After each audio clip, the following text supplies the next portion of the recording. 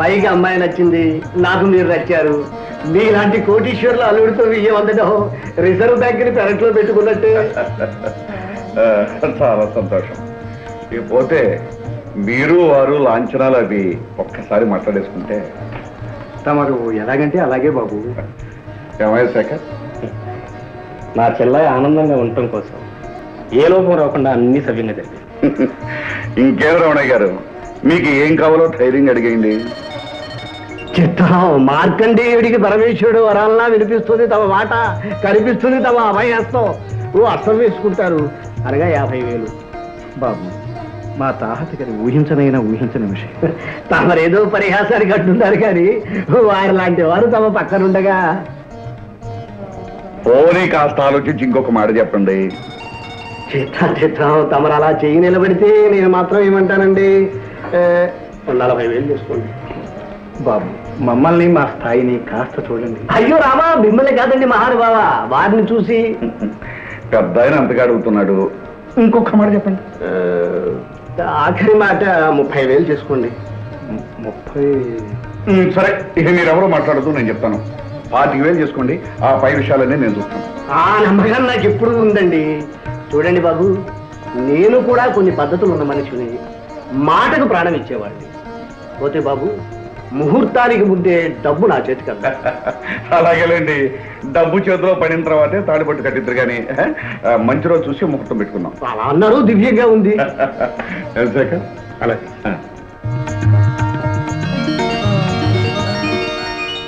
అవుతారు సామాన్లన్నీ కార్లో పెట్టించావా? సామాన్లు టికెట్ పట్టుకుని రంగనాయకులు గారు ముందే విమానాశ్రమానికి వెళ్ళిపోయారండి. నువ్వేం పెడుతున్నావు ఇక్కడ? అమ్మతం ఉండాలి కదండి. నాతో పాటు బొంబాయిస్తావేంటి? అయ్యి బాబో, ఇల్లు మేనేజింగ్ చేసుకోవాలండి. కరెక్ట్.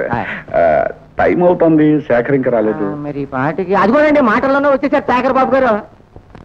ఏమిటండి అర్జెంట్గా రమ్మని టెలిఫోన్ చేశారు? అవును బాబు, అనుకోకుండా బొంబాయి వెళ్ళవలసి వచ్చింది. కానీ జ్యోతి పెళ్లికి మాత్రం తప్పకుండా వస్తాను. బాబు, నువ్వు నాకు మాట ఇవ్వాలి. ఏంటండి? నీ చెల్లెలు పెళ్లి బాగా ఘనంగా జరిపించాలి. నువ్వేమీ సందేహించొద్దు. నా ఆస్తి, నా సర్వస్వం నీది. ఏమీ మొహమాట పడకుండా నీకు కావలసినంత డబ్బు తీసుకుని ఖర్చు పెట్టు. చాలా థ్యాంక్స్ అండి.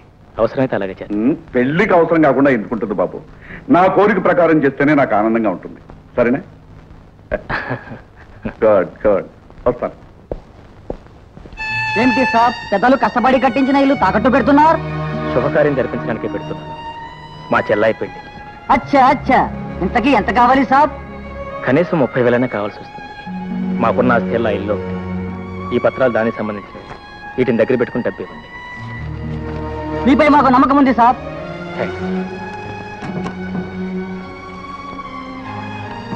30,000. జాగ్రత్త. చాలా థ్యాంక్స్. అదేమిట్రా అబ్బాయి, ఇంత పెద్ద శుభకార్యం ముందర పెట్టుకుని నువ్వు దగ్గర లేకుండా ఉంటే ఎలా? ఇప్పుడు మాత్రం ఏమైంది తాతయ్య, ఏర్పాట్లన్నీ చేసే వెళ్తున్నానుగా. కాకపోతే మామగారు అర్జెంటుగా రమ్మని ట్రంకాలు చేశారు. వెళ్ళక తప్పదు మరి. ఓ అబ్బా, చెల్లెమ్మ గారు అలిగినట్టున్నారే. ఏమ్మా, ఈ అన్నయ్య లేకుండా ఈ చెల్లెలి పెళ్లి జరుగుతుందా? అవును, నేను బాంబే నుంచి వచ్చేటప్పుడు నీకోసం ఏం తీసుకురావాలి? అక్కడ మంచి మంచి ముత్యాలు దొరుకుతాయట. ముత్యాలు ఓకే. రకరకాల డిజైన్స్ లో గాజులు దొరుకుతాయట. గాజులు ఓకే. అక్కడ మహాలక్ష్మి గుడి ఉందట. అమ్మవారికి పూజ చేయించి ప్రసాదం కుంకుమ తెచ్చిపెట్టన్నయ్యా. అలాగేనమ్మా. నా చెల్లాయి సౌభాగ్యాన్ని 10 కాలాల పాటు చల్లగా కాపాడమని ఆ దేవికి పూజ చేయించి ప్రసాదం తెచ్చిపెడతాను. ఓకే తాతయ్య, ప్రస్తుతానికి 5,000 ఖర్చులు కొంచుకోండి. కట్టం డబ్బు రెడీ చేసి ఇంట్లో ఉంచాను. మీరేం కంగారు పడద్దు, అంతా సవ్యంగానే జరుగుతుంది. అమ్మా, నా టైం వస్తాను. For more updates, like, comment, subscribe to our channel. Hey darlings, గంటని click చేయడం మర్చిపోకండి.